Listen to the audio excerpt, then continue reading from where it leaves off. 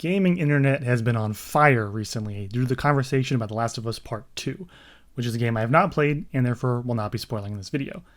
I have played the first one though, and that will be important later. I think the conversation about The Last of Us Part 2 can teach us something about sequels and why they are a mistake. You see, video games, movies, music, entertainment media in general is already an intersection of art and business.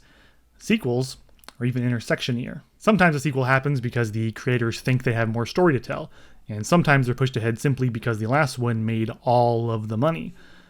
I don't like either situation. Sequels are an attempt to catch lightning in a bottle twice, to mix metaphors. And that's without even getting into how sequels and reboots are filling up the entertainment space, and it's kind of a boring conversation, isn't it? We've been there. We know what the people that make these things are doing. So instead, I want to talk to the audience. That's right, audience. I'm coming for you. Sequels are your fault. You don't deserve sequels. Audiences have an attachment to the things they like, which means they eventually get more of the things they like. But let's examine the cost. Sequels have an extra hurdle over original stories because of what stories are and what sequels require in order to exist at all. If you've ever taken a class that studied classic literature, where you fought with the teacher over whether the color red was symbolic of blood or if an umbrella is sometimes just an umbrella, you'll know that stories in the traditional sense are about conflict. And yes, there are caveats and exceptions, but we're talking traditional storytelling, and if I have to detour for every footnote, we'll never be done.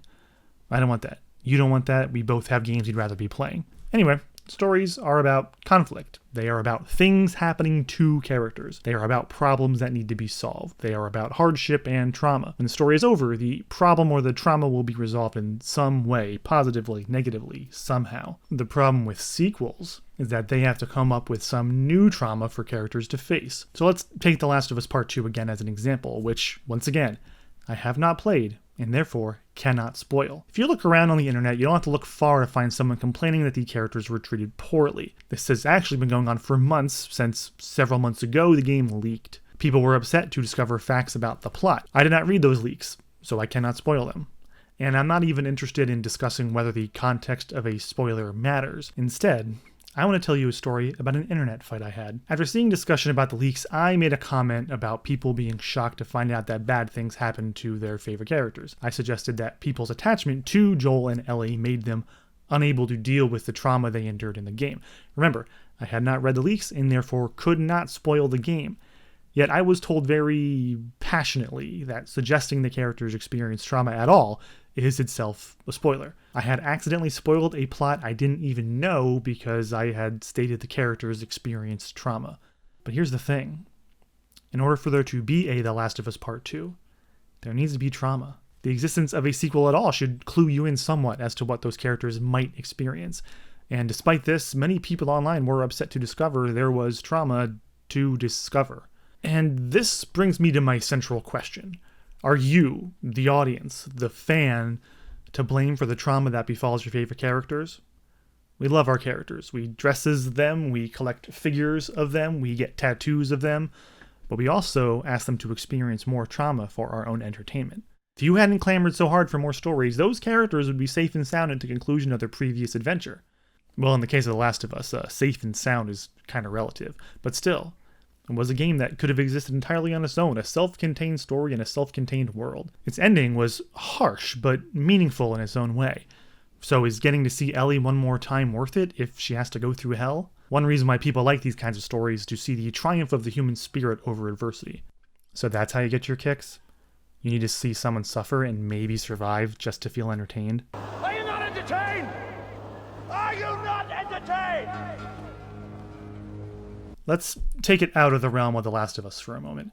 I went through a version of this myself when the Breath of the Wild sequel was announced. The first game is a story that unquestionably has a happy ending.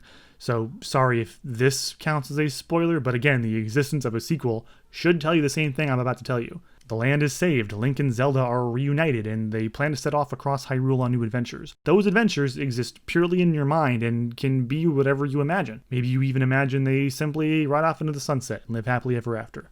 But then, seeing the reality of what Nintendo has dreamed up, you see the pain and trauma that these characters will have to endure in their sequel. But haven't they been through enough? I loved those characters, and of course I want to see more of them, but when I saw that sequel trailer, one of my thoughts was, not like this. They shouldn't have to suffer just because I want to visit Hyrule again. I'm sorry, Princess. I never meant for such harm to befall you. Also, how great is Princess Zelda's hair in this game? Maybe it's just because it's July and I haven't been able to get a haircut since March, but I am jealous of Hyrule's hairstylists. So in summation, sequels are everybody's fault. And yes, I do think you're being a little selfish by not just allowing things to be done. So think of your favorite series and then think of its sequels. Harry Potter is not one book with 6 sequels, it's one 7-part story. You got a couple of actual sequels and they're all bad.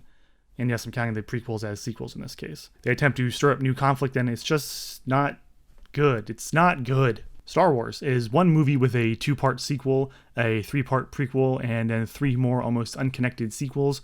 Star Wars could have been one movie. There's a reason why only one of those sequels is considered as good as the original. And I still think the best Star Wars media has little or nothing to do with the core story of Star Wars. You know, fan reaction to the sequel trilogy should tell you all you need to know. Fans want to see their favorite characters again, but they can't handle what has to happen to those characters. And now that we've angered the Star Wars fans, I think we should call it a day. So thanks for listening. Go play your favorite game, and if it doesn't have a sequel, rejoice. And if it does have a sequel, I guess it's fine. I don't know. What's it play like? Oh yeah, Cabin in the Woods is just about this.